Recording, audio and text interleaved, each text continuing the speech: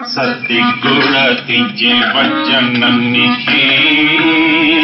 मूं दिल सां हटायो मुंहिंजी जीवन हीअ श्रेणी सतगुण तो बणाई कामिल तो बणाई सतगुण तिजे वचननि खे मूं दिल सां हटायो मुंहिंजी जीवन हीअ श्रेणी सतगुण तो बणाई कामिल तो बणाई दिल जे अंदर जेके शक भरम भोला हुआ दिल जे अंदर जेके शक भरम भोला हुआ तो मिटाई दिल जा पंहिंजो स्वरूप ॾेखारियो तो मिटाई दिल जा पंहिंजो स्वरूप ॾेखारियो सतगुण तिजे वचननि खे मूं दिल सां हटायो मुंहिंजी जीवन हीअ श्रेणी सतगुण तो बणाई कामिल तो बणाई पंचभूतनि जे विच में भगवान अड़ायो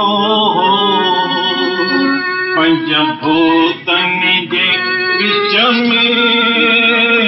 भगवान अड़ायो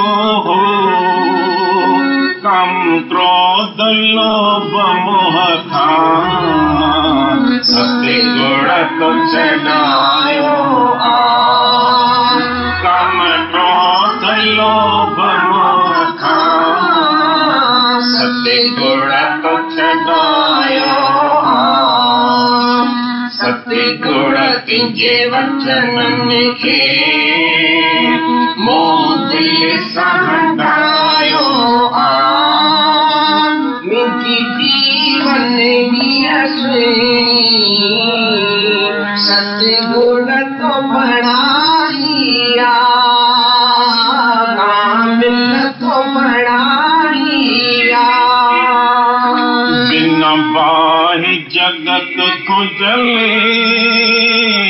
घड़ घड़ में बाहि बड़ी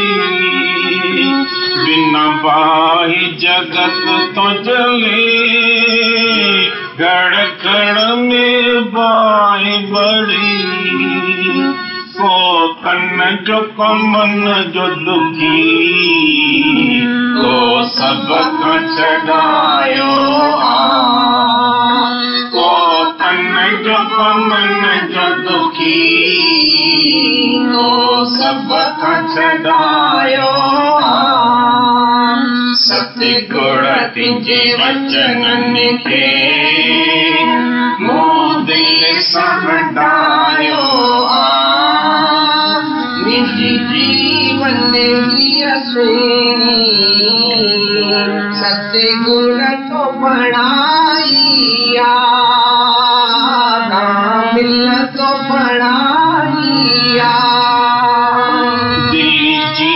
चादर मुंहिंजी जन मन खां मेरी हुई दिल जी चादर मुंहिंजी जन मन खां मेरी हुई तो धोई साफ कड़ी राम रंगड़ो चढ़ायो तो धोई साफ कड़ी रमणंगड़ो चढ़ायो सतगुण तुझे वचनन के मोह दिल सहंडायो निज जीवन ही अश्विनी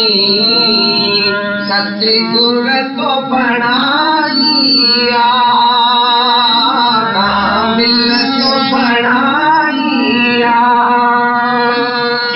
शुक्र मञाते जा उथ देवी दे हरदम किन शुक्र मञाते जा उथ देवी दे हरदम तो मेड़ सदो मूते पंहिंजो हथड़ो घुमायो